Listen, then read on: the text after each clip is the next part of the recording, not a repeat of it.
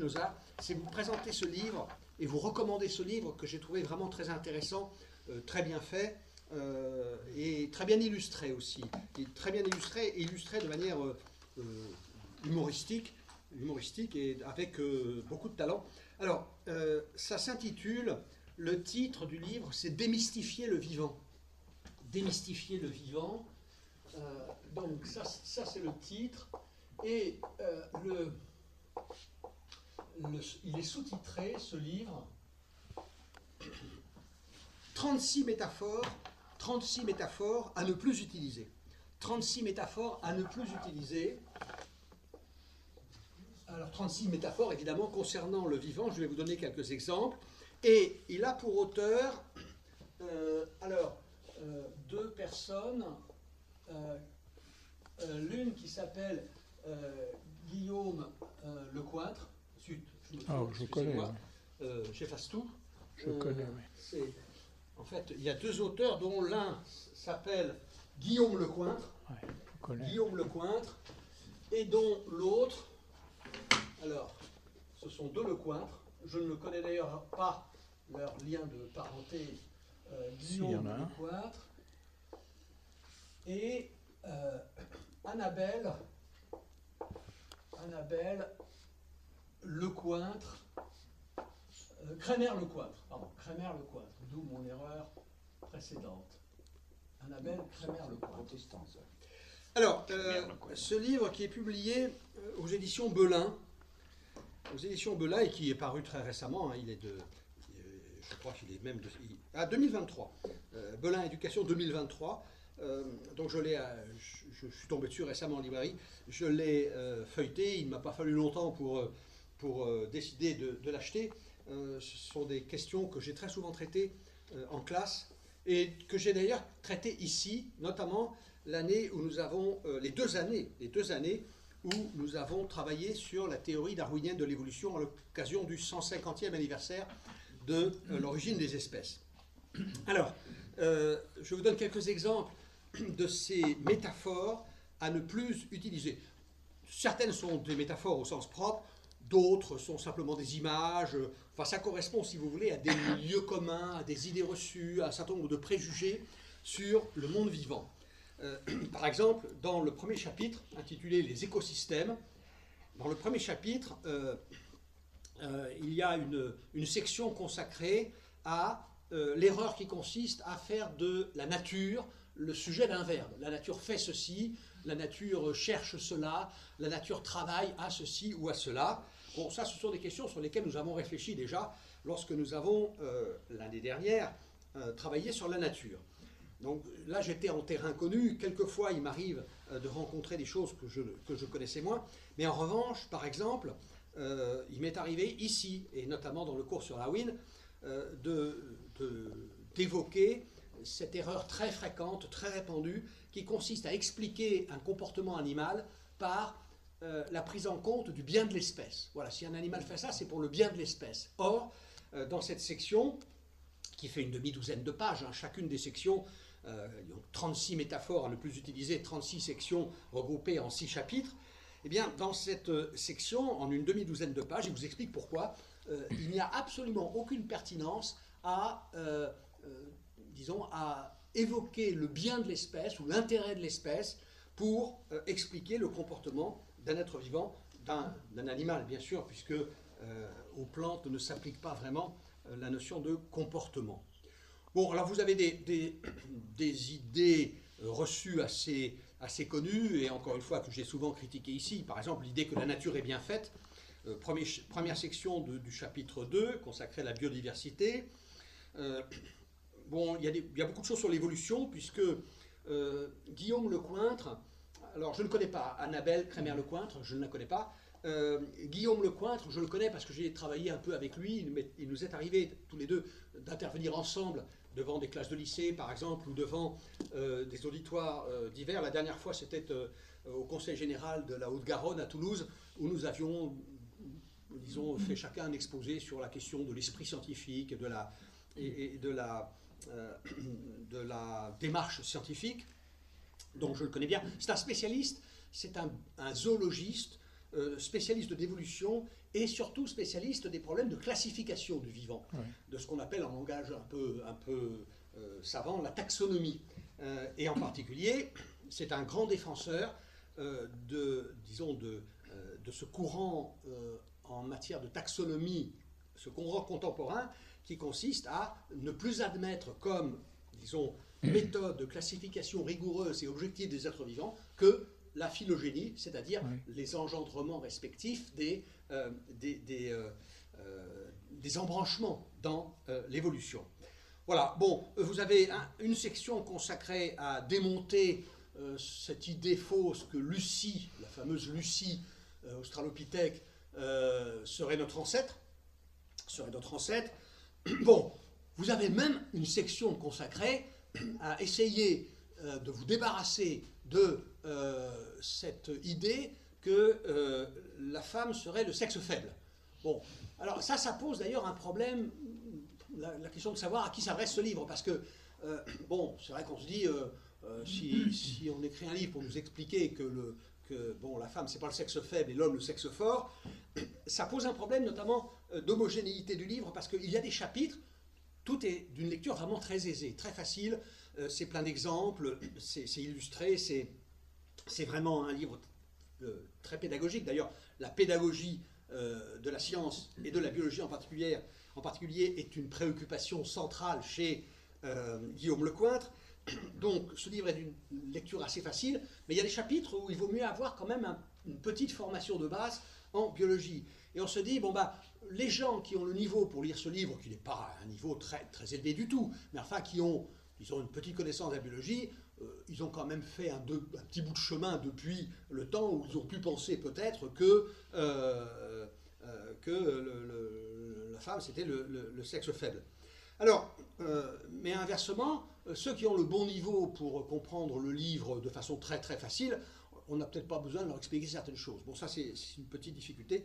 Par exemple, ils ne veulent plus non plus qu'on utilise le terme d'hominisation, pour nommer le processus par lequel, eh bien, l'espèce humaine a émergé dans le mouvement de l'évolution des organismes vivants. Et alors, c'est là que je trouve que le livre présente assez souvent une insuffisance, c'est qu'ils sont tellement pressés de combattre certains adversaires philosophiques. Alors, ils n'aiment pas l'essentialisme, ils n'aiment pas le finalisme, ils n'aiment pas le réductionnisme. Alors, il y a même un tableau récapitulatif à la fin. Ils n'aiment pas l'anthropocentrisme, ils n'aiment pas non plus l'idéalisme. Alors, ils ont beaucoup d'adversaires philosophiques et ils ont tendance à dégainer très vite dès qu'ils aperçoivent dans un préjugé concernant les organismes vivants quelque chose qui pourrait constituer une trace de tout ce qu'ils appellent ces biais philosophiques. Bon, c'est intéressant. D'ailleurs, moi, je me sers à une crèmerie philosophique qui est assez proche de la leur. Mais moi, je ne vois pas, par exemple, en quoi le fait de parler d'hominisation présupposerait ou sous-entendrait que l'avancée vers l'être humain dans l'évolution est une avancée qui était déjà présente dès le début.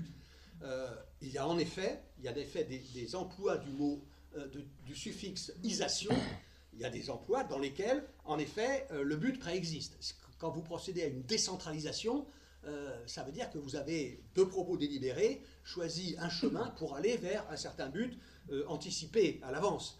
Mais quand on parle de mondialisation ou de banalisation, il n'y a pas lieu d'interpréter le suffixe comme indiquant qu'il y a un processus finalisé, téléologique.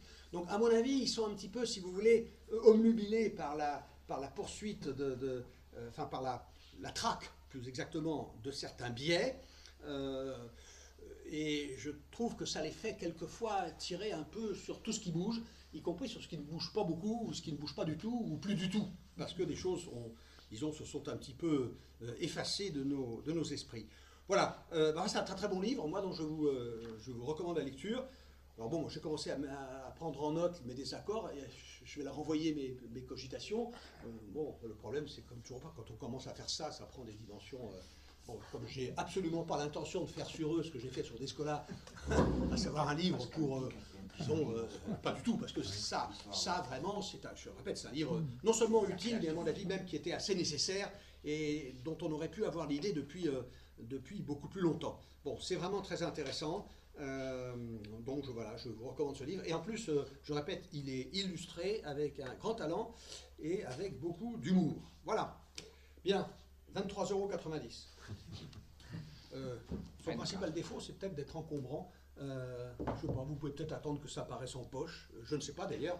Je ne sais pas d'ailleurs s'il y a la moindre perspective éditoriale de ce côté-là. Voilà. Alors, bon, je vais reprendre le cours de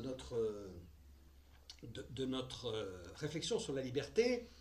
Alors, quand j'ai commencé de préparer ce cours, c'est-à-dire avant la rentrée de l'année précédente, et en le préparant, puisque je continue de le préparer, puisque pour les étapes qui suivent, je n'ai rien de très très précisément tracé, qu'est-ce que j'ai essayé de faire? J'ai essayé, disons, à partir de l'appendice à la 4e partie de l'éthique, de vous proposer une visite organisée du spinozisme, en essayant de ne négliger, comme on le fait dans toute agence touristique qui se respecte, aucun lieu absolument incontournable, comme on dit.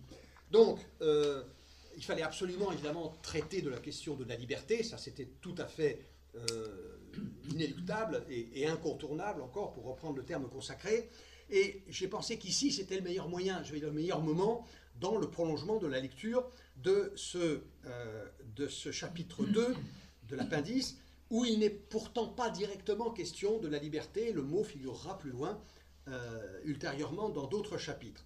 Donc, qu'est-ce que j'ai fait jusqu'à présent? Je me suis attaché à suivre la critique qu'adresse Spinoza à l'idée que nous serions doués de cette faculté supranaturelle, ou on peut dire plus simplement surnaturelle, qu'on appelle, dans la langue des philosophes, le libre arbitre. Voilà, donc nous avons suivi les moments essentiels de la critique du libre arbitre. Je vais aujourd'hui passer, mais pas directement, pas tout de suite. J'écris quand même le titre de ce qui était mon programme pour aujourd'hui, mais qui ne sera peut-être plus tout à fait mon programme pour aujourd'hui. J'avais l'intention de, c'était le point 2.8.2, de traiter de l'idée vraie de la liberté.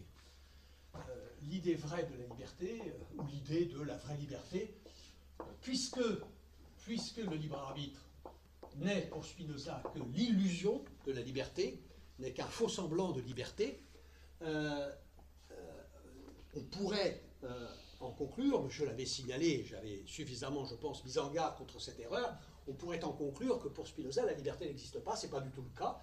Spinoza, je l'ai déjà dit, n'écrit l'éthique précisément que pour nous conduire, autant que nous en avons la possibilité, que pour nous conduire au degré, au niveau le plus élevé de la liberté, ou de ce qu'on peut appeler la béatitude, ou du salut, ces trois termes renvoyant finalement, ou de la sagesse, ces quatre termes renvoyant en fait au même état ou au même idéal, si vous voulez. Alors, il y a bien une place chez Spinoza pour la liberté. Non seulement il y a une place, mais je répète, il n'élabore pas sa philosophie dans un autre but que de nous faire entrer dans un processus de libération, dans un mouvement de libération, un mouvement à la fois individuel et collectif de libération. Le rapprochement avec l'expression bien connue de mouvement de libération au sens politique, elle ne serait pas dépourvue de signification. Eh bien oui, il faut s'engager dans un mouvement personnel et peut-être dans des mouvements collectifs de libération. Et le mot libération est sans doute même un terme plus adéquat, plus pertinent pour parler de l'idée spinoziste de la liberté n'étant pas ce qu'on a ou ce qu'on n'a pas, mais plutôt quelque chose vers quoi on peut toujours davantage s'acheminer, sachant que la liberté dans toute sa perfection ne peut appartenir qu'à Dieu. Alors, il se trouve simplement que j'ai reçu un mail me demandant de revenir sur l'explication du Scoli de la proposition 48 de la deuxième partie. Alors, disant, c'était difficile, c'était pas très clair, est-ce qu'on pourrait revenir là-dessus? Alors, il y en a peut-être ici qui pensent, mais il n'y a aucun besoin de revenir là-dessus, c'était parfaitement limpide. Alors, ce qui s'est passé au cours de cet après-midi, c'est que j'ai repris un peu le scoli de la proposition 48 de la deuxième partie, et que quand j'ai eu fini de ce retour en arrière sur ce fragment du texte de l'éthique, eh bien, nous étions à un quart d'heure de la fin, et que donc, voilà, j'ai commencé tout juste à amorcer la réflexion sur, enfin, disons, orienter la recherche de ce côté-là. Je ne sais pas ce qui va se passer aujourd'hui. Alors, je vais quand même le faire, ce bref retour sur la proposition 48, surtout sur son scoli, parce que, en fait, surtout parce que ça va permettre de déboucher sur une idée que je n'avais pas tout à fait l'intention de traiter dans le cadre du chapitre 2, mais qui, à mon avis, est tout de même aussi à sa place. Alors, je vais relire cette proposition 48 avant de reprendre quelques éléments de son scoli. La proposition 48, dont nous sommes tout à fait à la fin, c'est l'avant-dernière proposition de la deuxième partie, qui est consacrée à la théorie spinoziste de la connaissance, ce qu'on pourrait appeler la gnoséologie spinoziste, ce qui est la traduction de théorie, de connaissance de la connaissance. Donc, deuxième partie consacrée à la théorie spinoziste de la connaissance et à l'analyse de l'esprit humain.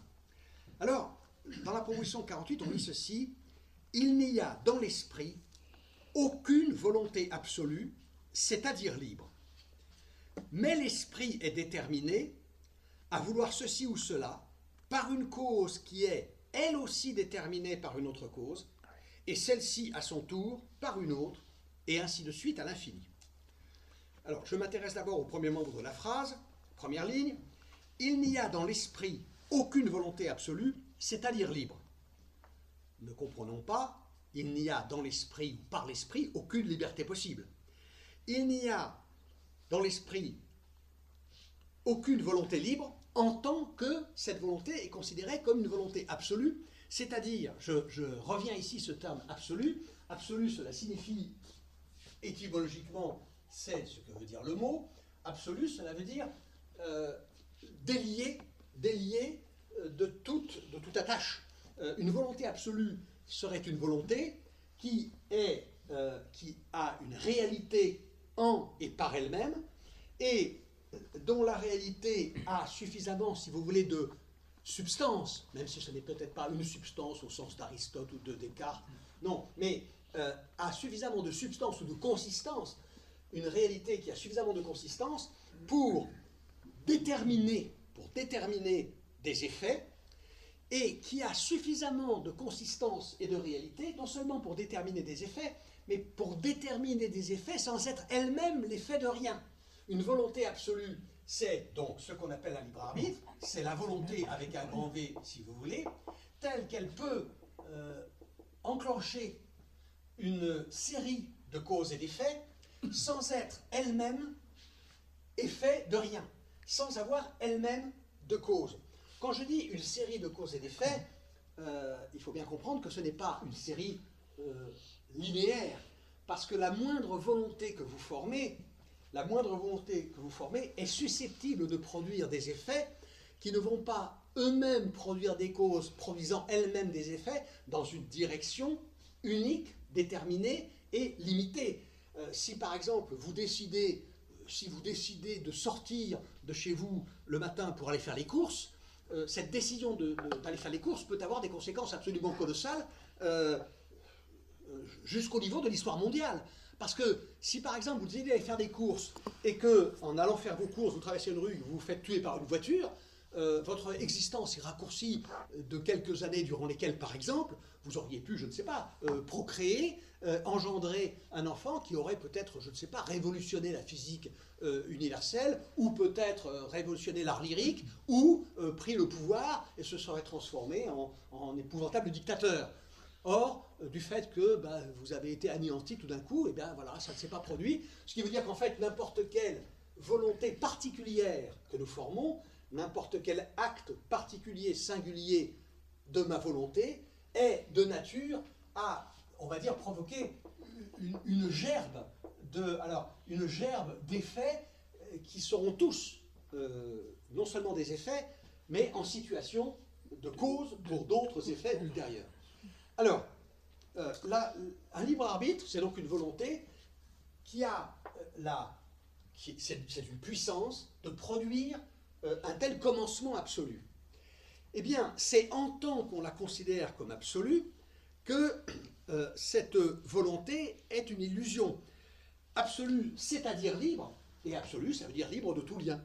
Et donc la volonté est libre au sens où elle est dans une indépendance et dans une souveraineté totale, dans la mesure où, précisément, libre de tout lien, déliée de tout rapport à quoi que ce soit d'autre qu'à ses effets, eh bien, elle ne dépend, elle n'est subordonnée à rien d'autre qu'elle-même. Il n'y a dans l'esprit aucune volonté absolue, c'est-à-dire libre. Mais l'esprit est déterminé à vouloir ceci ou cela par une cause qui est elle aussi déterminée par une autre cause, et celle-ci à son tour par une autre, et ainsi de suite à l'infini. Cette phrase, si vous êtes des lecteurs attentifs de l'éthique, devrait immédiatement vous rappeler une autre phrase que vous avez lue dans la première partie, qui est la proposition 28 de la première partie. Je vais la lire, cette proposition 28, et vous allez voir que la proposition 48 de la deuxième partie n'est que la répétition de cette proposition 28 à un niveau particulier, le niveau de la volonté. Alors, je vais vous lire la proposition 28, qui n'est que l'affirmation que je viens de lire, mais au niveau le plus général, non pas au seul niveau de la volonté. Proposition 28 de la première partie, intitulée, je le rappelle, Dédéo de Dieu, au sujet de Dieu. Une chose singulière, ou en d'autres termes, une chose quelconque, qui est finie et dont l'existence est déterminée, c'est-à-dire, si vous voulez, n'importe quelle réalité qui se produit, que ce soit une chose, un être, une action, un événement, qui est fini et dont l'existence est déterminée. Au fond, ça veut dire un peu la même chose, parce que dans déterminé, vous avez terminé, ça veut dire qu'il y a sa situation comme existant dans l'espace et dans le temps. Une chose singulière, ou en d'autres termes, une chose quelconque qui est finie et dont l'existence est déterminée, ne peut exister ni être déterminée à agir, qu'elle ne soit déterminée à l'existence et à l'action par une autre cause, qui est également finie et dont l'existence est déterminée. Et à son tour, cette cause ne peut pas non plus exister, ni être déterminée à agir, sans qu'une autre cause également finie, et dont l'existence est déterminée, ne la détermine à l'existence et à l'action, et ainsi de suite à l'infini. Voilà. Donc, en lisant la proposition 48, on s'aperçoit qu'on a strictement le décalque de la proposition 28 de la première partie, simplement appliqué à la volonté. La volonté est placée à la même enseigne, elle est logée à la même enseigne que n'importe quelle, et attention, quand je dis la volonté, n'importe quelle volonté, c'est-à-dire un acte particulier de volonté, c'est-à-dire une volition. Une volition, souvenez-vous que volition, c'est le terme, un peu savant, philosophique, qui désigne un acte singulier par lequel nous voulons ceci ou cela à tel ou tel moment déterminé, en telle ou telle circonstance déterminée. Au sens où l'on parle, si vous voulez, vous connaissez l'expression, des dernières volontés de quelqu'un. Voilà, ces dernières volontés, eh bien, ce sont les derniers actes de ce quelqu'un en tant qu'il a la capacité de vouloir. Alors, donc, je répète une dernière fois, il n'y a dans l'esprit aucune volonté absolue, c'est-à-dire libre, mais l'esprit est déterminé à vouloir ceci ou cela par une cause, qui est elle aussi déterminée par une autre cause, et celle-ci à son tour par une autre, et ainsi de suite à l'infini. Je passe sur la démonstration de cette proposition, comme on fait d'ailleurs très, et sûrement trop souvent dans la lecture de l'éthique, où on s'intéresse aux propositions, on s'intéresse aux scolies. Quant aux démonstrations, elles exigent un effort souvent beaucoup trop grand pour que le lecteur moyen, et j'avoue que j'ai très très souvent lu l'éthique en lecteur moyen, se donne la peine de revenir aux chapitres antérieurs, de revenir quelquefois très loin en amont pour trouver les raisons qui justifient la démonstration. Je passe sur la démonstration.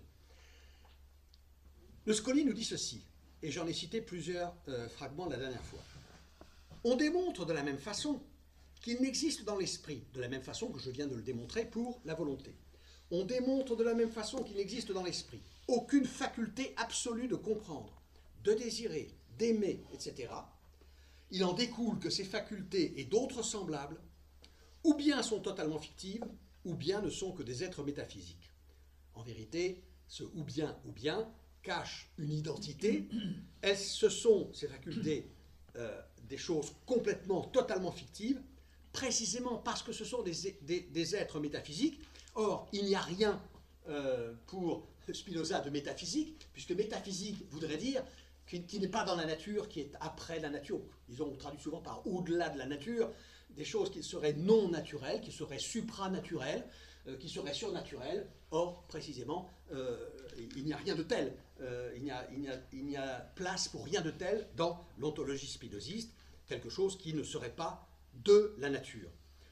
Donc, ce sont des entités totalement fictives, ou bien des êtres métaphysiques, ou en d'autres termes, des universaux dont nous avons coutume de former, que nous avons coutume de former à partir des choses particulières. Et ici, je vais peut-être insister plus que je ne l'ai fait la dernière fois pour faire comprendre cet aspect, des universaux que nous formons, que nous avons coutume de former à partir des choses particulières. Là, Spinoza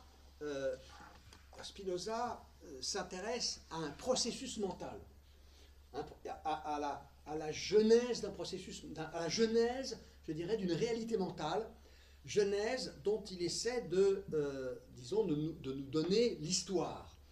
Alors, c'est un procédé typiquement spinoziste, et je dirais, c'est très typique de toute pensée, de toute philosophie, qui, en remontant à l'histoire, en remontant aux origines, en allant du côté de la source, a pour effet de démystifier. Ça, c'est ce que signifie, par exemple, l'idée nietzschéenne de généalogie. Nietzsche écrit quelque part, je suis remonté aux origines et je suis devenu étranger à tous les respects. Vous ne pouvez plus rien respecter quand vous avez... Enfin, vous ne pouvez plus respecter vraiment complètement quelque chose quand vous en avez sondé l'origine. Demandez-vous d'où vient, comment est né, comment est apparu, dans quel contexte d'intérêt, quel contexte de lutte, de rivalité est, par exemple, apparue telle institution. Eh bien, cette institution, je ne dis pas, sera totalement délégitimée, absolument pas, parce qu'il n'y a pas que d'histoire dans une institution. Il y a aussi un projet, il y a aussi des raisons, il y a aussi d'idées. Mais vous ne pourrez pas remonter dans l'histoire d'une institution sans tout de même écorner, au moins, et peut-être quelquefois saper gravement les fondements de la légitimité que vous lui accordez. Et donc, ici, retracer la genèse de l'illusion par laquelle nous parvenons à cette idée d'une volonté libre, c'est évidemment un procédé, je dirais, typique de la démarche de Spinoza. Mais vous savez, Pascal le dit à la même époque, Pascal le dit, il ne faut surtout pas dire d'où ça vient. Il ne faut surtout pas dire d'où ça vient, d'où vient l'État, d'où vient le pouvoir, d'où vient l'autorité. Ne le dites pas. Le peuple a des opinions saines, dit Pascal, ne les lui ôtons pas sous prétexte de lui montrer le dessous des cartes. Si vous montrez le dessous des cartes au peuple quand vous lui parlez d'autorité politique ou d'autorité militaire ou d'autorité, je ne sais pas, par exemple, de la chose nationale ou de la chose ethnique, par exemple, vous sapez tous les fondements sur lesquels repose son obéissance.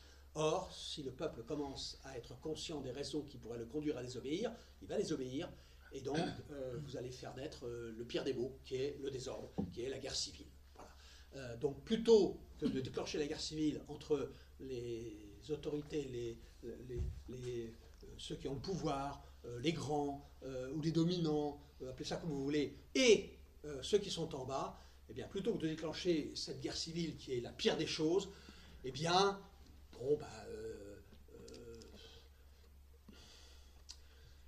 Pascal ne dirait peut-être pas laisser les choses en l'état, mais il dirait ne cherchez pas à les remettre en cause de fond en comble. Alors, comment est-ce que nous avons produit cette idée d'une volonté majuscule?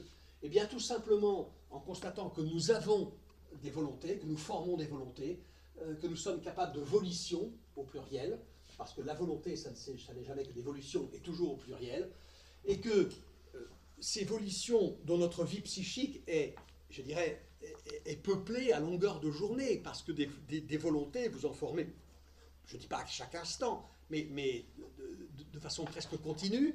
Eh bien, ces volontés, nous les rassemblons sous nous en faisons une espèce de chose, disons, d'entité globale, et nous les baptisons, nous trouvons un nom. Bah, tout ça, ce sont en effet, ce sont des choses qui relèvent de la volonté, et en mettant une majuscule à ça, ça aide de mettre une majuscule, et ben vous en faites la cause de tout ça. Vous en faites la cause de tout ça. De la même façon, si vous voulez, je vais prendre un autre exemple. Et c'est un exemple qui correspond en effet à la genèse d'une idée réelle. Il est vrai par exemple qu'être vivant, ça se manifeste par un certain nombre de propriétés, alors des propriétés pour lesquelles, dont nous avons la connaissance. Vous savez, si on vous demandait ce que fait un être vivant et qui le distingue comme être vivant des êtres qui ne le sont pas, qu'on appelle inertes, ou des ex-vivants qui sont maintenant morts, bah vous diriez qu'un être vivant, ça se développe, ça croît. Vous diriez que c'est doué d'une certaine sensibilité, c'est-à-dire d'une certaine capacité de réactivité au monde extérieur, que c'est capable d'échanges de matière, d'énergie, etc., que c'est quelquefois capable de motricité, de mouvement, et puis que c'est capable aussi, peut-être, pour certains êtres vivants, d'une vie psychique, d'une pensée intellectuelle.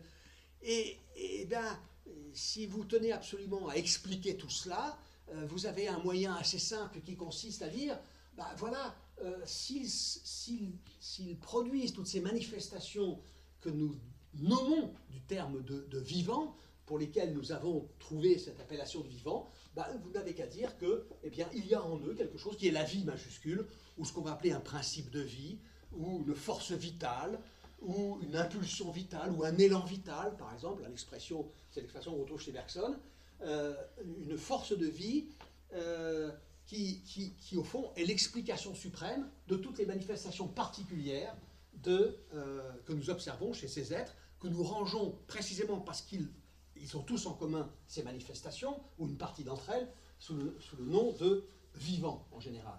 Alors bien sûr, comme l'explication par la vie peut paraître un tout petit peu sommaire, on peut affiner et faire par exemple comme Aristote, qui va attribuer toutes les facultés qui attestent du caractère vivant d'un être pour le distinguer des choses inertes.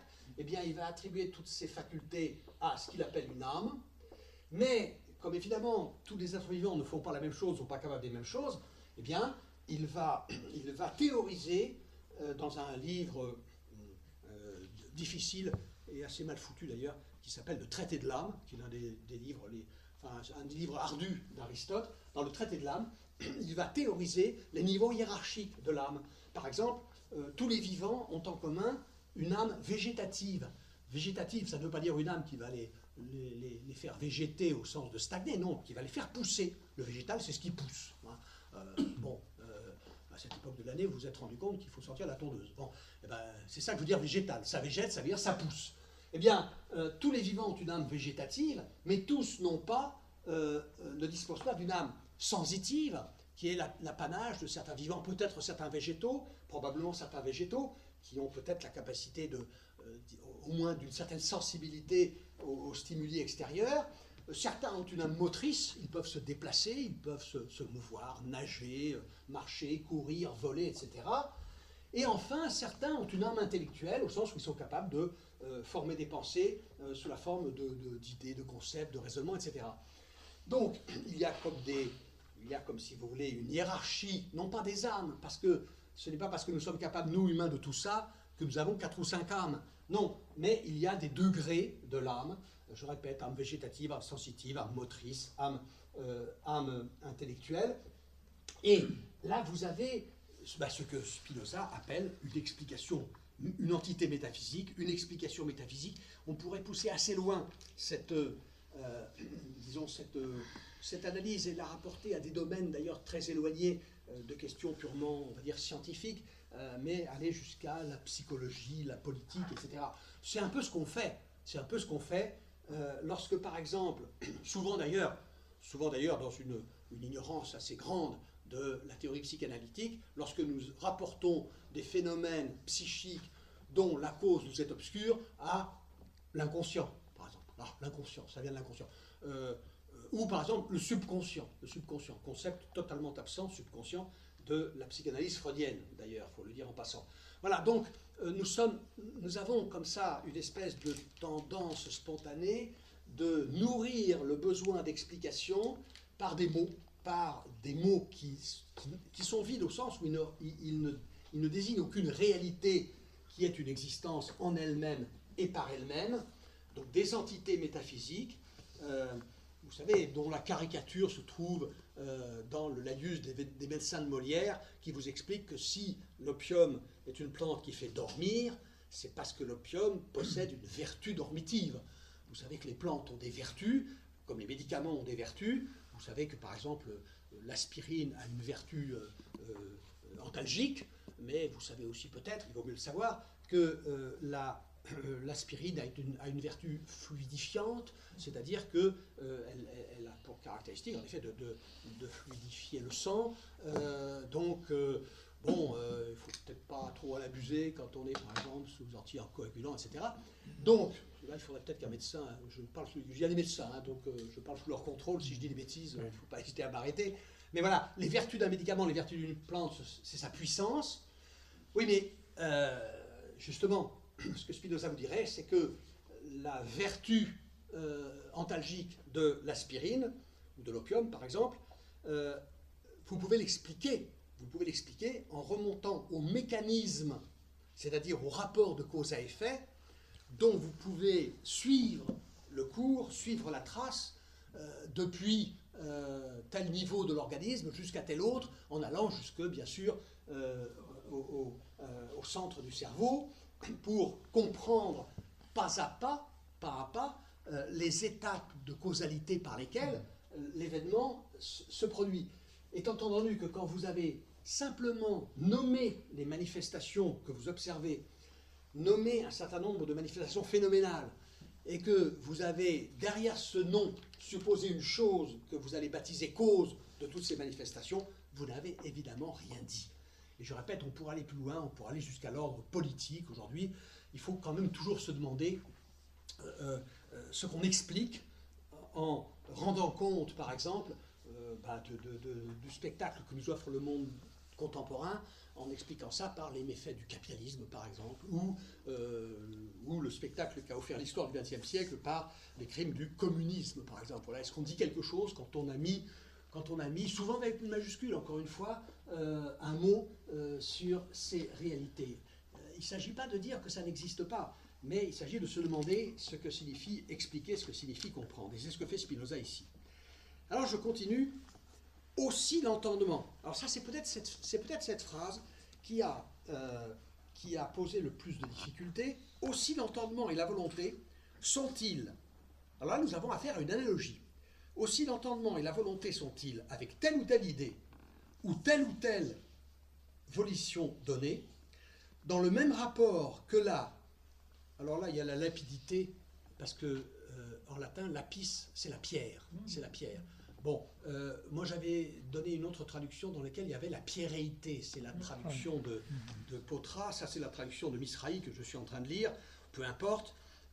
Ainsi l'entendement et la volonté sont-ils avec telle ou telle idée, entendez, particulière, singulière, ou telle volition particulière, singulière, donnée, dans le même rapport que la pierréité ou la lapidité avec telle ou telle pierre, et que l'homme avec Pierre et Paul, c'est-à-dire avec des humains singuliers. Ça veut dire que, alors je disais, nous avons affaire à une analogie. Il faut faire attention à ce que veut dire le mot analogie. L'analogie n'est pas la ressemblance. Par exemple, il y a une ressemblance entre, par exemple, une bicyclette et une moto. Une ressemblance, ça se ressemble. Une bicyclette et une moto. Une bicyclette ressemble beaucoup plus à une moto qu'elle ne ressemble, par exemple, déjà à un scooter, ou encore plus qu'elle ne ressemble à une voiture ou à une calèche. Donc, la ressemblance, c'est ce qui nous frappe lorsque nous constatons entre deux réalités que nous percevons des points communs, tels que l'existence de ces points communs nous fait remarquer disons, leur proximité avant que les différences n'attirent notre attention sur ce qui les sépare. Donc ça, c'est la ressemblance. L'analogie, c'est tout à fait autre chose. Parce que l'analogie est une ressemblance aussi, mais ce n'est pas une ressemblance entre des choses, c'est une ressemblance entre des rapports, l'analogie. Je vais prendre un exemple. Alors ça, c'est pour les cyclistes. Hein. Alors vous pouvez penser aux pignons de la roue arrière, vous pouvez penser aux dents de la roue avant, du pédalier, aux pignons de la roue arrière ou aux dents du pédalier. Ça ne ressemble pas du tout, par exemple, à la route en lacet qui va vous amener au sommet de l'Aspin ou du Tourmalet. Ça ne se ressemble pas du tout, il n'y a aucune ressemblance. Oui, mais il y a une analogie. Il y a une analogie au sens où il s'agit dans les deux cas d'économiser l'effort,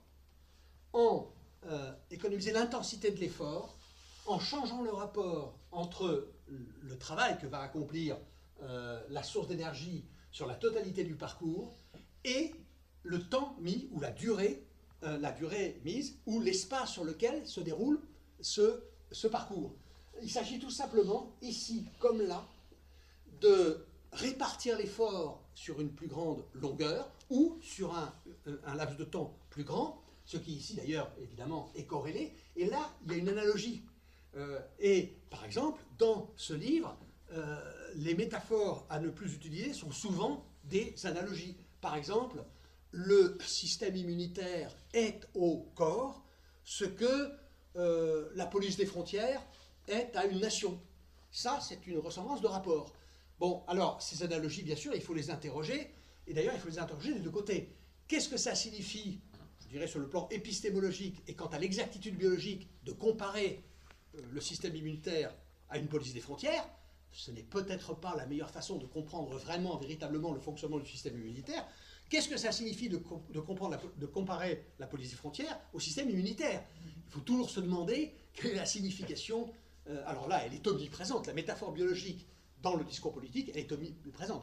Le chômage, cancer de la société, là, c'est partout. Hein. Ça, vous pouvez pister ça dans quasiment tous les discours politiques. La métaphore biologique, elle est présente jusqu'à, par exemple, dans des discours politiques de sinistre mémoire, tel fragment de la population assimilé, par exemple, à de la vermine, ou à des rats, etc. Bon, donc je répète, l'omniprésence de la métaphore biologique, là, elle pose des questions politiques, de la même façon que la métaphore politique ou juridique ou d'autres natures dans le discours sur le vivant, évidemment, soulève aussi des problèmes.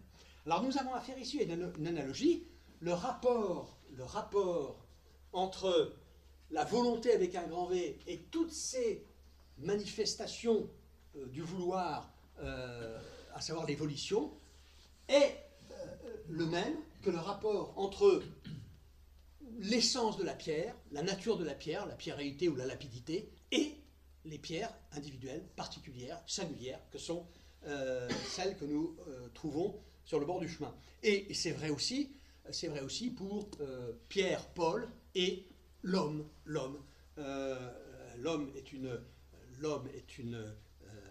un universel, c'est un universel.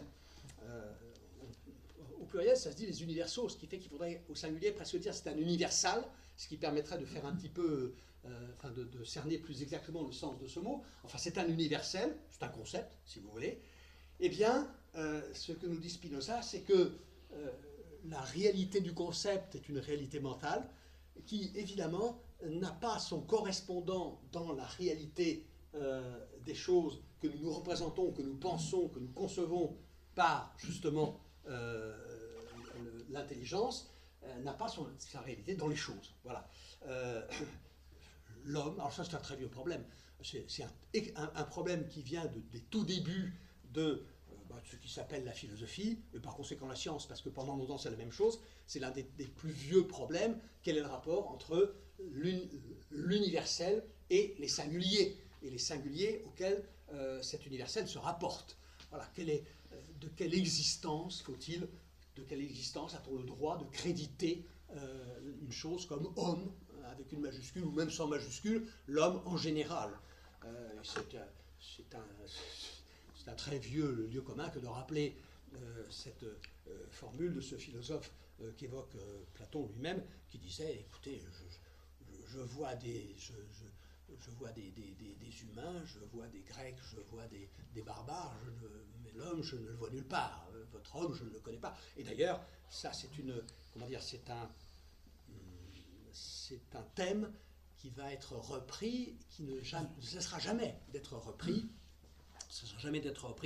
qui débouchera sur des controverses théoriques extrêmement riches et extrêmement complexes au Moyen-Âge, dans la philosophie médiévale, ce qu'on appelle le problème des universaux, qui oppose la conception nominaliste, le nominalisme, pour qui les universaux, hommes, pierre, ne sont que des noms, la seule réalité appartenant, selon ce qu'on appelle le réalisme, la seule réalité appartenant aux individus, aux réalités individuelles. Les individus étant les seules réalités. Pierre, Paul sont des réalités, l'homme n'est pas une réalité, ce caillou que je ramasse sur le chemin, il est une réalité, la pierre avec un grand P, ça n'est pas une réalité.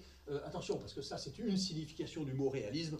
Le mot réalisme a bien d'autres significations philosophiques sur lesquelles pour l'instant je ne m'étends pas. Voilà. Donc, mais j'en ai pas fini avec ce Scoli. Quant à la raison pour laquelle les hommes se croient libres, nous l'avons expliqué dans l'appendice de la partie 1. Mais avant de poursuivre, il convient de noter ici ce que j'entends par volonté. Alors, avant de lire la fin de cette phrase, je voudrais terminer sur une chose.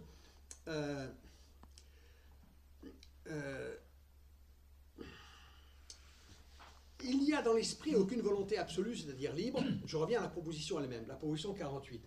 Il n'y a dans l'esprit aucune volonté absolue, c'est-à-dire libre, mais l'esprit est déterminé à voir ceci ou cela. Ça, c'est le premier aspect de la critique que nous avons développée chez Spinoza de l'idée de libre arbitre, critique que j'appellerais négative au sens où elle insiste sur notre ignorance. Nous sommes dans l'ignorance de ce qui détermine nos volontés, et parce que nous ignorons les causes qui déterminent notre volonté, nous supposons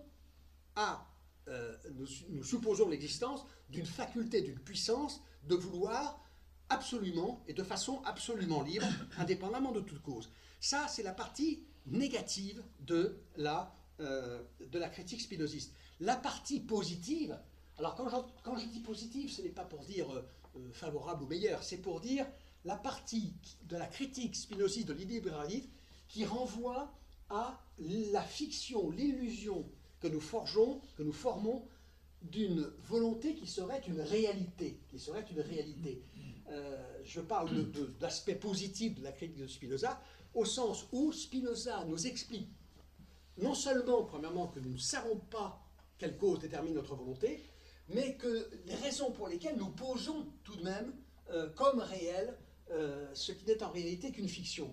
Et ce processus, donc, il vient d'être expliqué, et c'est ce qu'a fait, et c'est ce que répète finalement cet appendice. Mais Spinoza continue de la façon suivante. Mais avant de poursuivre, il convient de noter ici que j'entends par volonté la faculté j'entends par volonté celle-ci, la volonté que nous imaginons être libre, le libre arbitre. J'entends par volonté la faculté d'affirmer ou de nier, mais non pas le désir.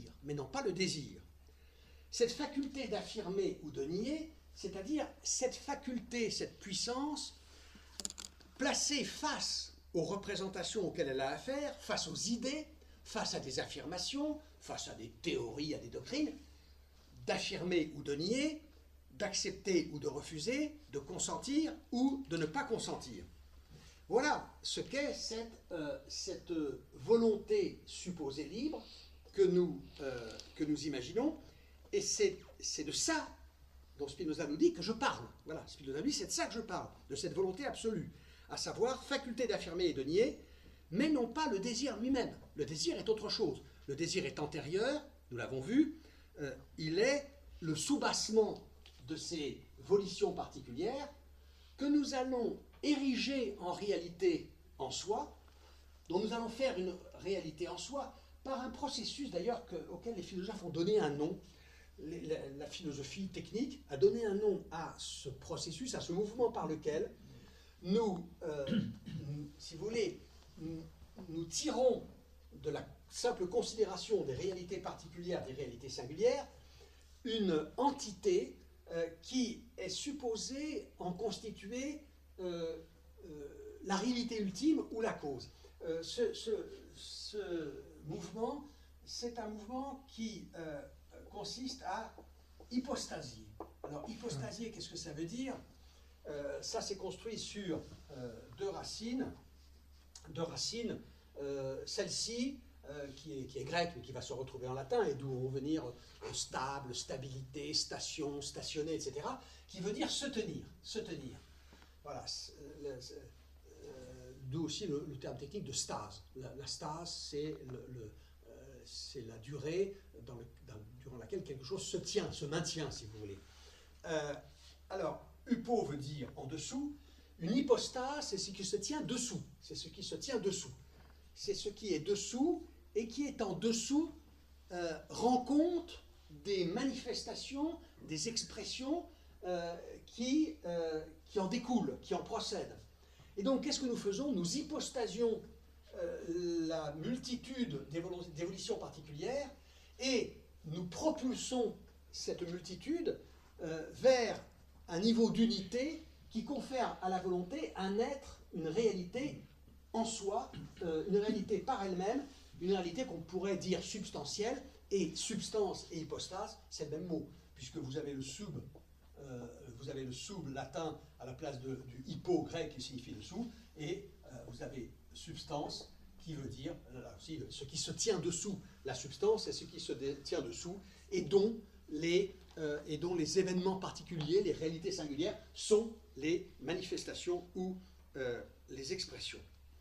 Alors, cette volonté absolue, évidemment, c'est exactement celle dont parlait Jules Lequier dans le texte que j'avais lu, cette faculté d'affirmer ou de nier, de vouloir ou de ne pas vouloir, d'accepter ou de rejeter, de prendre ou de ne pas prendre la feuille de Charmilles. L'expérience que fait Lequier, c'est l'expérience, alors pour Spinoza, aux yeux de Spinoza tout à fait illusoire, d'une puissance absolue, indépendante, de se déterminer dans un sens ou dans l'autre, c'est-à-dire d'être soi-même presque, comme le disait Lequier, double. Alors, il convient de noter ici que j'entends par volonté la faculté d'affirmer ou de nier, mais non pas le désir. J'entends, veux-je dire, la faculté par laquelle l'esprit affirme ou nie ce qui est vrai ou faux, et non pas le désir par lequel l'esprit poursuit les objets ou bien les fuit. Au désir par lequel l'esprit poursuit les objets ou bien les fuit, désir qui s'appellera l'inversement répulsion, à ce désir-là, Spinoza ne dénie absolument pas la réalité. Il considère en effet que c'est une chose non seulement réelle, mais tellement réelle que, dit Spinoza, c'est l'essence même de l'homme. C'est ce qu'il dit à la fin de la troisième partie. Le désir est l'essence même de l'homme. Alors, j'entends la faculté par laquelle l'esprit affirme ou nie ce qui est vrai ou faux. Exactement à la manière dont Descartes se représente le processus de la connaissance, l'esprit mettant en présence des idées, présentant des idées, nous offrant à considérer, à contempler, comme dit quelquefois Spinoza, des idées, entre lesquelles il appartiendra à la volonté de déterminer si ces idées doivent être acceptées, validées, ou au contraire rejetées et invalidées.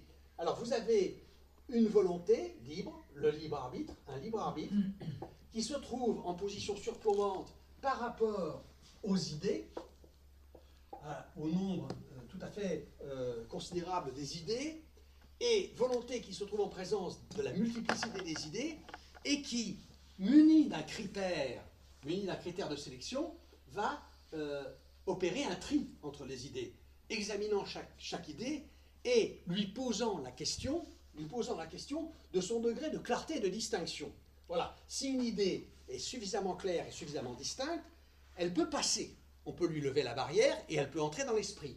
Si elle ne présente pas les caractères suffisants de clarté et de distinction, eh bien, elle doit être, au moins pour le moment, je dirais, mise de côté, jusqu'à plus ample examen, dans une espèce, si vous voulez, de purgatoire des idées.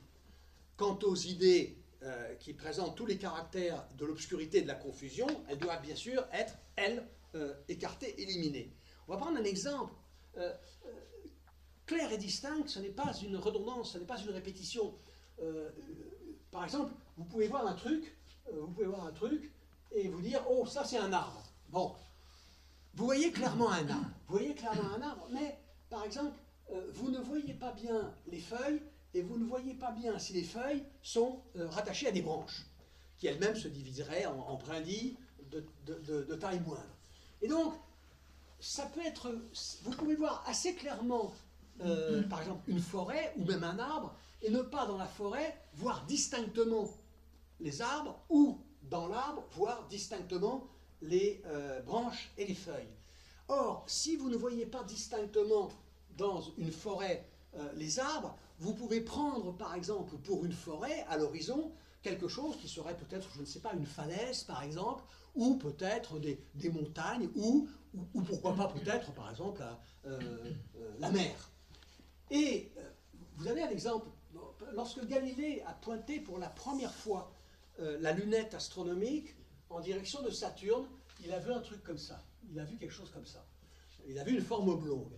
Alors que lorsqu'il regardait Vénus, Mars ou Jupiter, eh bien, il voyait des disques. Et là, dans Saturne, il voit ça. Il voit clairement que la forme de Saturne est oblongue.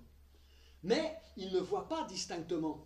Et c'est pour ça qu'il fait une supposition, il fait une hypothèse. Il fait l'hypothèse d'une planète flanquée de deux satellites.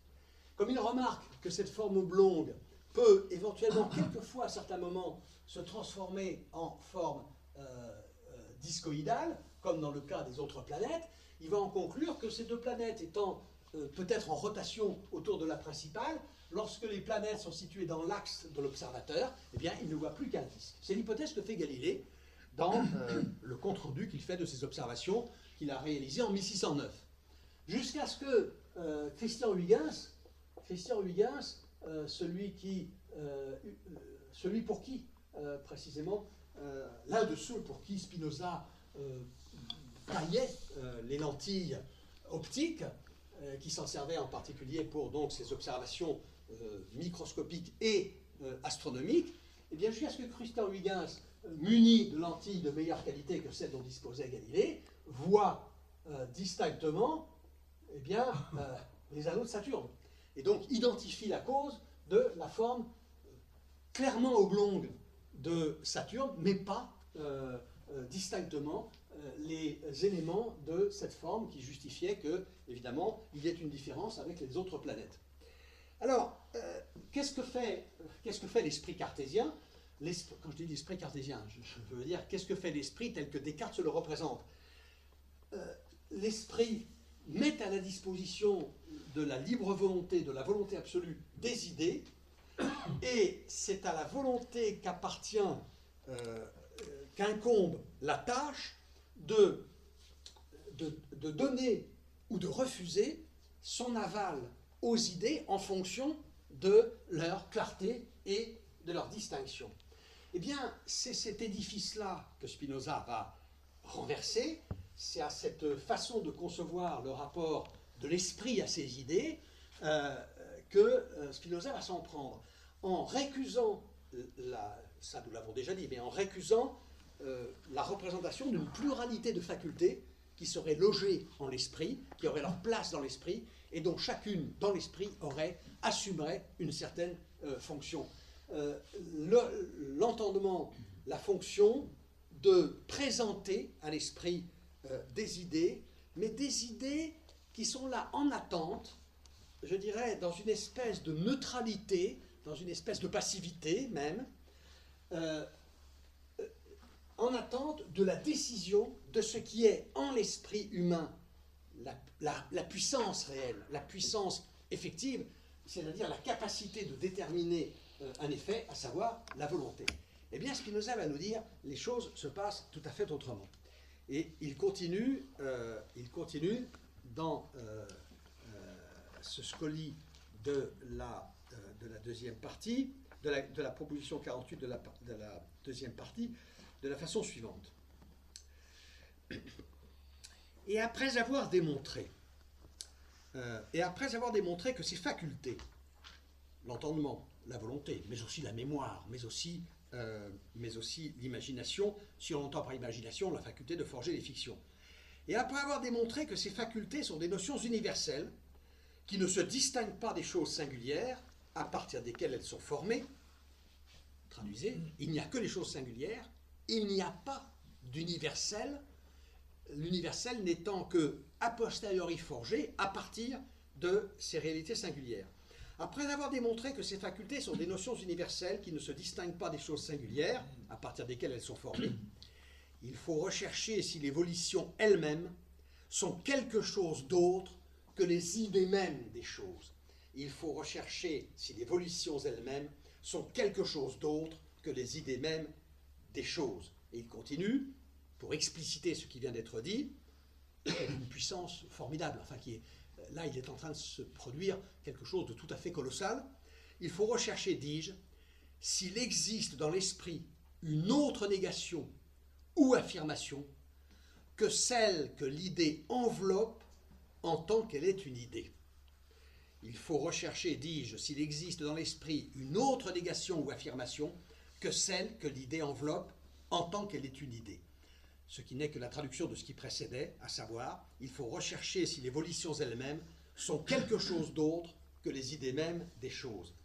C'est cette distinction des idées et des volontés par lesquelles nous les affirmons, il faut se demander si distinguer les idées, si faire des idées autre chose que les volontés par lesquelles, que les volontés par lesquelles nous décidons d'accorder à telle idée le statut d'idée vraie, ou à telle autre le statut d'idée fausse, ou peut-être le statut d'idée douteuse.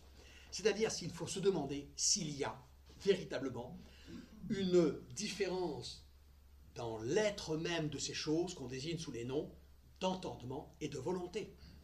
Il faut se demander si de telles choses que l'entendement et la volonté existent en tant que telles, indépendamment l'une de l'autre de façon absolue. Et Spinoza va répondre par la négative. Les volitions elles-mêmes ne sont pas autre chose que les idées mêmes des choses. Et il n'existe pas, je traduis sur le mode positif les questions sur le mode affirmatif, les questions de Spinoza, il n'existe pas dans l'esprit une autre négation ou une autre affirmation que celle que l'idée enveloppe en tant qu'elle est une idée. C'est-à-dire que l'idée n'a pas besoin de recevoir de cette faculté surplombante que serait la volonté, elle n'a pas besoin de recevoir cet acte de validation, qui porterait sur un contenu mental qui par lui-même serait neutre ou passif. C'est dans l'idée elle-même, c'est dans les idées elles-mêmes, c'est dans ces actes singuliers de la pensée que sont les idées, c'est dans les idées elles-mêmes que se trouve la puissance d'affirmation, et par conséquent, cette puissance d'affirmation est ce qui porte les idées, et ce qui porte notre assentiment aux idées, ce qui porte notre acquiescement à une idée, ce qui porte notre esprit à donner son aval à une idée. C'est ça qui se passe, et il n'y a pas lieu d'assigner à la volonté une tâche active dans un rapport à des idées qui seraient purement passives, c'est-à-dire qui seraient devant nous projetées ou présentées, dit Spinoza, comme des peintures muettes sur un tableau. Voilà. Ça, c'est la conception que Spinoza impute à Descartes. Faire du monde des idées, du monde mental des idées, un monde d'entités passives, neutres, disponibles pour un jugement, pour un acte de la volonté qui est l'acte de juger, la volonté étant ici la faculté de juger, c'est-à-dire de décider du vrai et du faux en fonction de la validité du visa, du passeport, du laissez-passer que lui présente l'idée, laissez-passer qui mentionne les deux critères de la clarté et de la distinction. Et ce que dit Spinoza, c'est qu'il n'y a aucune puissance absolue indépendante de la volonté, aucune puissance de vouloir, il y a la puissance des idées elles-mêmes. Une idée s'affirme. Une idée s'affirme par sa propre puissance, et par sa propre puissance intellectuelle et seulement intellectuelle. Elle n'a besoin que d'elle-même, elle n'a besoin du secours de personne, une idée, pour s'affirmer.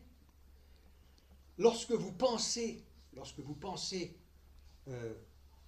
par exemple, une démonstration mathématique, lorsque vous attachez votre esprit à la compréhension d'une démonstration mathématique, la force de chacun des liens qui unit une ligne de la démonstration à la précédente s'impose d'elle-même sans qu'elle ait à passer un examen, sans qu'elle ait à se soumettre à un critère.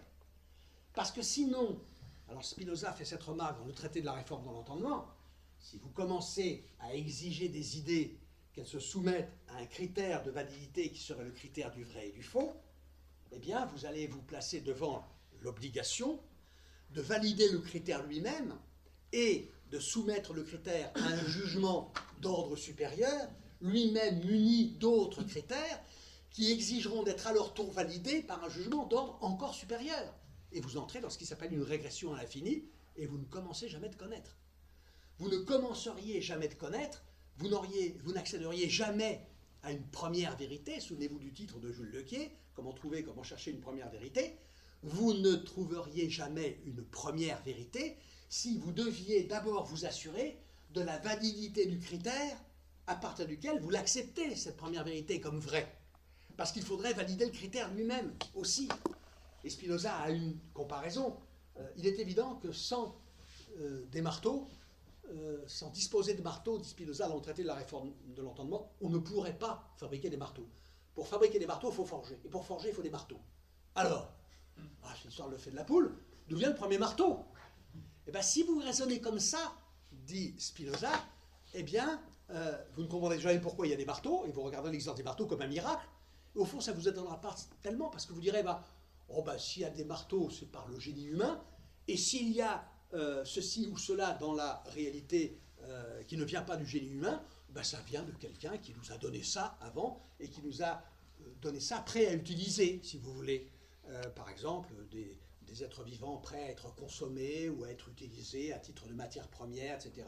Des arbres pour construire nos maisons, ou des animaux pour que nous les mangions, ou pour que nous les utilisions comme bêtes de somme, par exemple. Eh bien, on n'a pas forgé le premier marteau avec un marteau. Il n'y a jamais eu de premier marteau. Ça aussi, je dirais, c'est une démarche, typique, des formes de pensée libératrice, de nous dispenser de remonter à une origine absolue. Il n'est pas nécessaire de se demander, par exemple, à quoi ressemblait ce que faisait, ce qu'était capable de faire, ce qui était incapable de faire, comment parlait, ou quelles étaient les pensées du premier homme. Bon, il n'y a pas de premier homme. Il n'y a pas de premier homme. Il n'y a pas à se demander, par exemple, comment les humains s'y sont pris pour inventer le premier langage. Parce qu'il est évident que si l'on voulait faire du langage un instrument que les humains se sont donné pour assumer les fonctions utilitaires que le langage indiscutablement possède, à savoir de nous permettre de communiquer, de nous exprimer, de passer des conventions, de nous entendre, de nous entendre par exemple sur des méthodes pour chasser ou pour maintenir l'ordre dans la cité, eh bien nous apercevons que ça ne pouvait pas commencer. Ça ne pouvait évidemment pas commencer. Ça veut dire que le langage n'a pas commencé par le langage, les marteaux n'ont pas commencé avec des marteaux, et qu'il n'y a donc pas de commencement, il n'y a pas de commencement absolu. Alors, si l'on revient au rapport entre l'entendement et les idées, qu'est-ce que nous dit Spinoza? Spinoza nous dit les idées sont, souvenez-vous, l'esprit est constitué d'idées. L'esprit est constitué d'idées. L'esprit, c'est une combinaison d'idées. c'est un complexe d'idées. Ces idées étant les constituants de l'esprit, l'esprit étant une partie de la nature, étant une partie ou un moment de la nature, il est animé, cet esprit, et tout ce qui le constitue est animé, de la puissance, on a presque envie de dire la puissance vitale, si vous voulez, en tout cas, il faut dire le conatus, la puissance d'agir, qui est celle de la nature entière. Et donc, une idée s'affirme en tant qu'idée intellectuelle, purement et simplement en tant qu'elle est porteuse de sa puissance propre. Et c'est en cela que c'est une idée qui va, par exemple, nous apparaître comme vraie, non pas parce que la volonté va valider sa vérité, mais parce que sa vérité, ça va s'attester, elle va s'attester elle-même par sa propre force, dans son rapport avec d'autres idées, et dans sa capacité de se combiner de façon intelligible, c'est-à-dire dans un rapport d'adéquation avec l'ensemble de nos autres idées. Ce qui fait que il n'y a que la force des idées, il n'y a que la force des pensées. Et lorsque nous disons vouloir ceci ou cela, et le vouloir avec plus ou moins de force, nous ne faisons que traduire le degré d'intensité, de puissance avec lequel nos idées, telle ou telle idée, s'affirment dans l'esprit, par sa force propre. Et c'est ce qui va conduire Spinoza à dire, proposition 49, nous sommes donc après le Scoli que je viens de commenter, il n'existe dans l'esprit aucune volition, c'est-à-dire aucune affirmation ou négation, en dehors de celle qu'enveloppe l'idée en tant qu'elle est idée. Il n'existe dans l'esprit aucune volition, c'est-à-dire aucune affirmation ou négation, en dehors de celle qu'enveloppe, c'est-à-dire que contient l'idée en tant qu'elle est idée, et seulement en tant qu'elle est idée. C'est pour ça que l'opération cartésienne, de l'esprit cartésien, qui consiste pour une volonté distincte de l'entendement, d'accorder ou non son visa, son laissez-passer à une idée en fonction du critère de la clarté et de la distinction, est une idée qui ne peut pas tenir.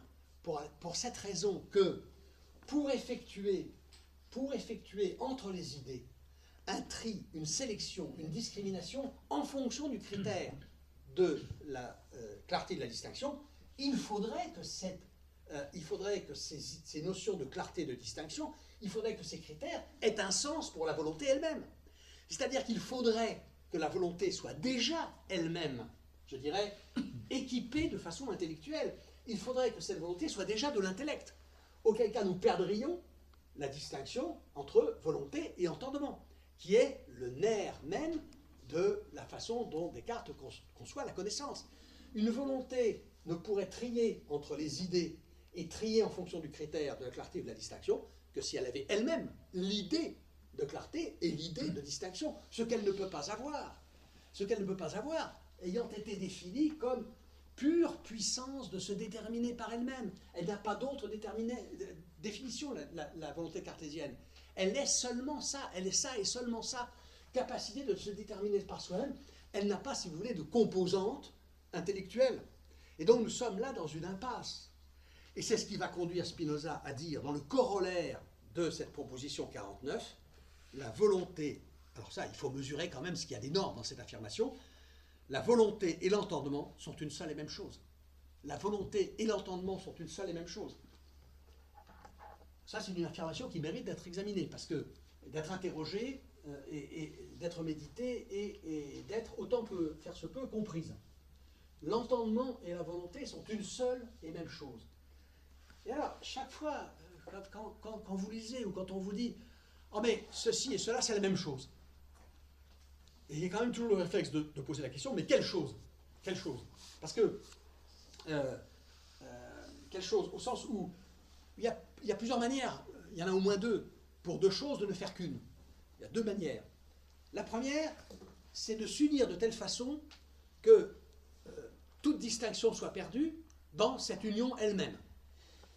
Bon, je vais prendre un exemple. Je parle gustativement, je ne parle pas chimiquement, je ne parle pas physiquement.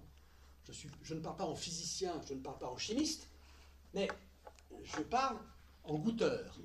Je mélange de l'eau et du vin. je mélange de l'eau et du vin, certainement le physicien ou le chimiste vous dira « Ah oui, mais si j'analyse de près le contenu de ce verre, j'y trouve de l'eau et du vin. » Mais vous, quand vous goûtez le mélange, vous ne sentez plus ni eau ni vin. Vous sentez un truc qui est apparenté au vin, qui a peut-être une certaine proximité avec l'eau, mais qui a son goût à lui, qui a sa saveur à lui, et qui n'est ni la saveur de l'un, ni la saveur de l'autre. Alors, un peu, si vous voulez, comme si vous mélangez sur une palette du jaune et du rouge, ça va vous donner de l'orange. Mais l'orange, c'est ni du jaune ni du rouge. Et dans l'orange, l'identité du rouge et du jaune que vous avez précédemment mélangée, elle est perdue. Donc, on pourrait prendre d'autres exemples. Je ne jurerai pas que ces exemples ne soient pas toujours plus ou moins boiteux. D'accord. Mais enfin, je pense que vous comprenez cette idée de l'union de deux choses, telle que dans cette union, l'identité même des deux se perdent purement et simplement. Mais par exemple, quand quelqu'un vous dit, prenez par exemple quelqu'un qui vous dirait « Oh, l'amour, c'est des hormones. L'amour, c'est des hormones. » Bon, je ne m'interroge pas, je ne pose pas la question de savoir si c'est vrai ou si c'est faux. Je ne m'interroge pas, je ne pose pas cette question très intéressante, bon, sans doute. Mais celui qui vous dit l'amour et les hormones, c'est une seule et même chose. Ou celui qui vous dit, et ils sont plus d'un à le dire, et avec d'excellentes raisons et de très fortes raisons de le dire, la pensée et le cerveau, c'est une seule et même chose. C'est une seule et même chose. Qu'est-ce qu'ils vous disent? En fait, ils ne vous disent pas que hormones et amour se sont fusionnés, se sont fondus en une réalité d'un troisième genre qui ne serait plus ni l'un ni l'autre des éléments constituants initiaux. Non, ils diront, ce qu'ils vous disent, c'est tout à fait autre chose. Ce qu'ils vous diront, c'est que l'amour, ça n'est que des hormones, et que l'amour n'est rien d'autre que les hormones. Ça veut dire que ce qui existe réellement, c'est les hormones.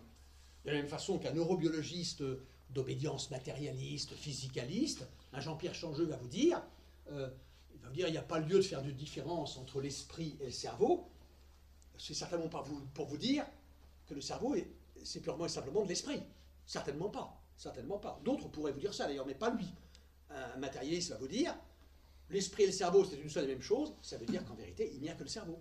Il n'y a que le cerveau. Et votre esprit, c'est un mot qui désigne peut-être une expérience que vous avez subjectivement, mais vous savez à quel point les expériences subjectives peuvent tromper. En vérité, vous êtes trompé par votre expérience subjective, qui vous fait prendre pour une réalité existant par elle-même, ce qui n'est qu'une production, une émanation, un effet ou une expression des processus matériels qui ont lieu dans le cerveau. Alors, qu'est-ce que nous dit Spinoza quand il nous dit « la volonté et l'entendement sont une seule et même chose » C'est très clair. Il nous dit « il n'y a pas de volonté, au sens où je l'ai défini, une faculté absolue de vouloir, d'affirmer, de nier, d'accepter, de refuser. Il n'y a pas de volonté en ce sens, il n'y a que de l'entendement. La volonté et l'entendement sont une seule et même chose.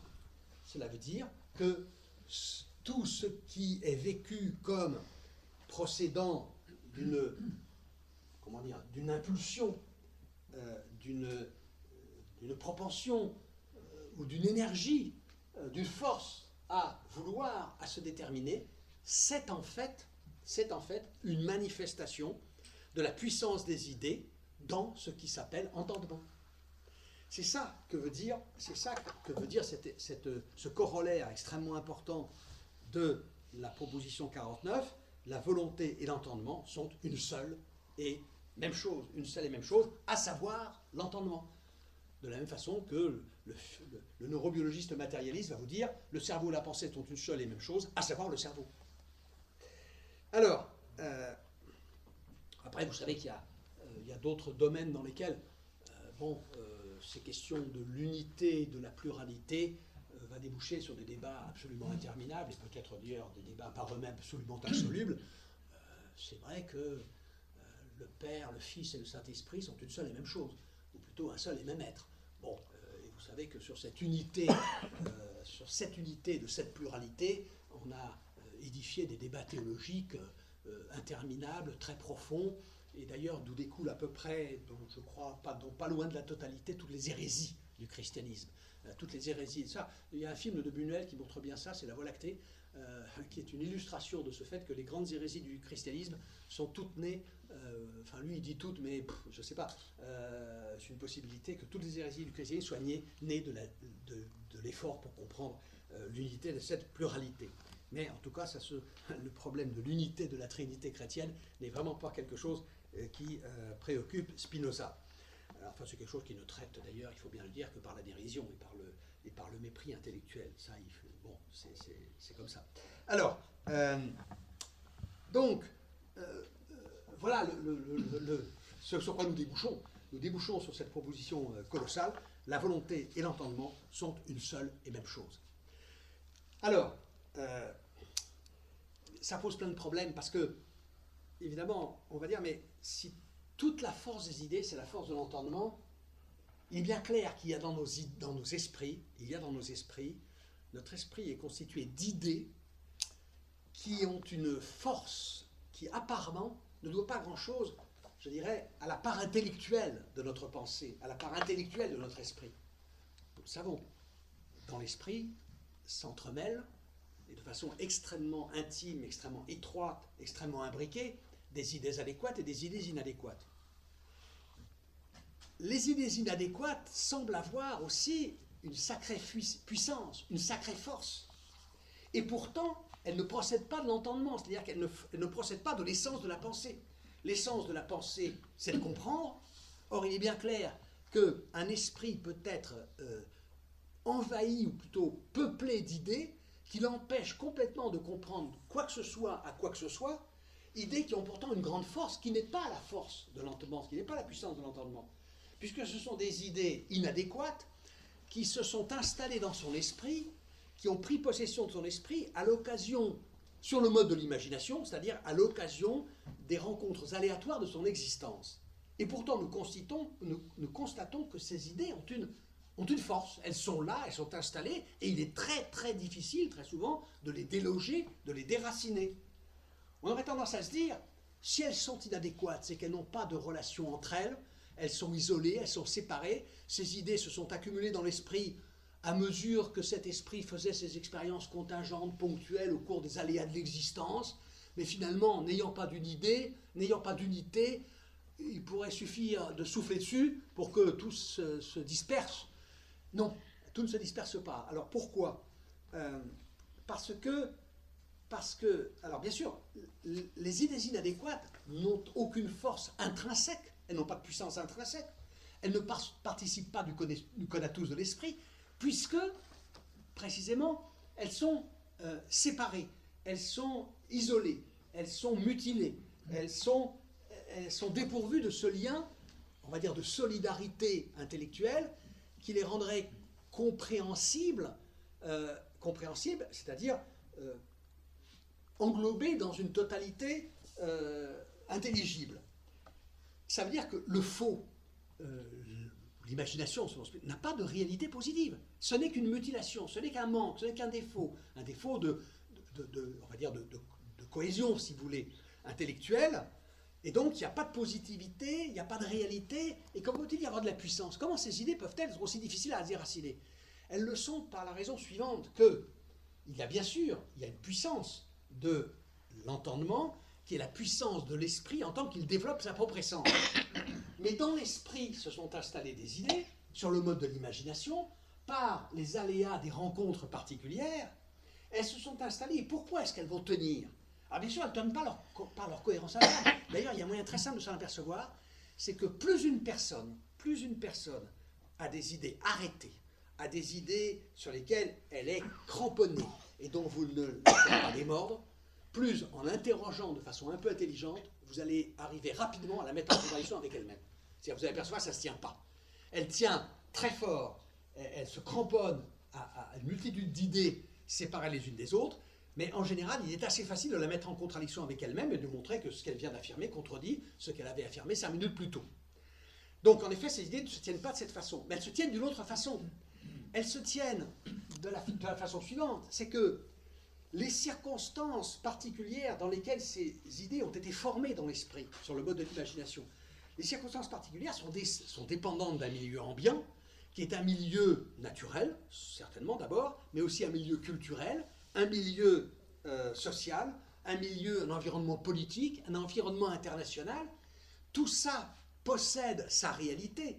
Tout ça possède sa réalité. Et si on pouvait le comprendre dans sa globalité, son intelligibilité, bien sûr.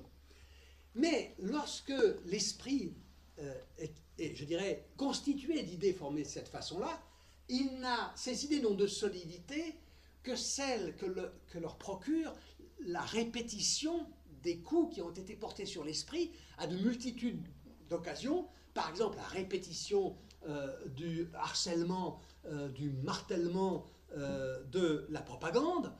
Ça peut être la répétition, par exemple, de l'habitude, la répétition de la fréquentation des mêmes lieux, de la fréquentation des mêmes personnes. Et forcément, quand vous avez reçu des idées qui vous sont assénées par le matraquage quotidien de la propagande quotidien et omniprésent dans l'espace privé et public, par exemple. Lorsque vous êtes victime de ce type alors là, on va dire même de stratégie de la part d'un pouvoir quelconque, que ce soit un pouvoir politique, un pouvoir économique ou religieux ou que sais-je encore, mais vous avez par exemple le poids des coutumes. Les coutumes, elles se tiennent. Les coutumes, elles se tiennent. Elles ont aussi leur cohérence et elles ont surtout la puissance que leur donne le fait qu'elles sont constamment, toujours, en chaque lieu, en chaque instant présentes, ce qui va déterminer des formations d'idées qui n'auront pas de cohérence intellectuelle, mais qui auront la solidité de leur inscription dans l'esprit sur ce mode-là, et en l'absence justement de compréhension. C'est-à-dire que manque dans ce genre d'esprit, c'est pas les idées qui manquent, les idées ils en ont plein. Ce qui leur manque, c'est même pas la solidité intrinsèque, ces idées ont la solidité qui leur est conférée par les processus que j'ai essayé d'expliquer. Mais ce qui manque évidemment dans ces esprits-là, c'est la compréhension du mode de formation de ces idées. En général, les plus fanatiques par exemple, des militants politiques ou des croyants religieux n'ont pas une idée claire du tout de la façon dont se sont formées les idéologies dans lesquelles ils baignent. C'est-à-dire qu'ils n'ont pas de visée compréhensive, ils n'ont pas de vision compréhensive, ils n'ont pas d'intelligence de ces choses, ils sont imprégnés et habités par ça, mais il n'y a rien dans leur esprit de positif qui puisse contrebalancer, qui puisse contrecarrer. Il n'y a rien, par exemple, pour eux, qui puisse accomplir cette fonction qu'accomplit pour celui qui voit le soleil à 200 pas, une connaissance de l'astronomie et une connaissance des lois de l'optique. Ils n'ont pas ça. Ils n'ont pas, et c'est pour ça que leurs idées sont extrêmement, puissamment enracinées dans l'esprit, mais d'une puissance qui n'est pas celle de l'esprit lui-même, qui est la puissance des causes extérieures. Et là, on retombe sur la distinction fondamentale du chapitre 4, du chapitre 2 de l'appendice à la partie 4, lorsque Spinoza distingue, je vais relire lorsque Spinoza distingue ce passage, je retrouve ça. Ah, le voilà. Lorsqu'il nous dit « Les désirs qui suivent de notre nature de telle sorte qu'ils peuvent être compris par elle seule sont ceux qui se rapportent à l'esprit en tant qu'on le conçoit comme étant constitué par des idées adéquates. Les autres désirs ne se rapportent à l'esprit que pour autant qu'il conçoit les choses de façon inadéquate. Et leur force ainsi que leur accroissement doivent être définis non par la puissance de l'homme, mais par celle des choses extérieures. » Alors, ça veut dire qu'il y a en nous des actions, des idées, il y a en nous des idées qui sont définies, plutôt qui sont déterminées dans leur causalité par la puissance de la pensée elle-même, et il y a des idées dont l'enracinement dans l'esprit ne tient qu'à, je dirais, une certaine coalition, une certaine combinaison de causes extérieures réalisées de telle façon que l'esprit soit, pour ainsi dire, verrouillé, si vous voulez, verrouillé, faute de quoi que ce soit dans ce qui le constituerait, qui serait de nature à mettre en question cette voilà, je déborde là du temps qui m'est imparti, c'est pas bien. Donc, ça c'est pour la prochaine fois. Voilà. C'est pour la prochaine fois.